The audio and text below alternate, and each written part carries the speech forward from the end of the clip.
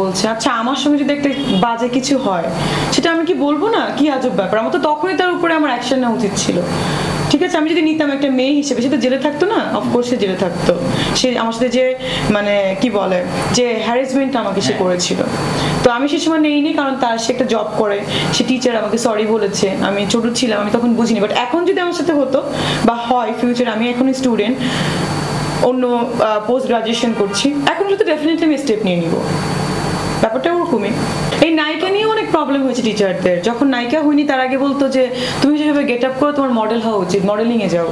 তারপরে যখন নায়িকা হইলাম, আচ্ছা বলে এই নায়িকা আসছে, তুমি তো সারাদিনই শুটিংই করো, পড়াশোনা কখন করো? তো আমি বললাম আমি সারাদিন কোথায় শুটিং করি, আমি বছরে 2টা সিনেমা করেছি বা 3টা সিনেমা করি, সারাদিন কোথায় শুটিং করি, আমি তো কলেজে এভরিডে আসি। তো এরকম অনেক কথাবার্তা কলেজে শুনতে হয়েছে নায়িকা হিসেবে। লাস্টে তো মন খারাপ করে সিনেমা থেকে বিদায় নিয়েছিলাম। বিদায় মনে হচ্ছে গ্যাপ ছিল, যে পড়াশোনাটা কমপ্লিট করা উচিত, এই হচ্ছে ব্যাপার।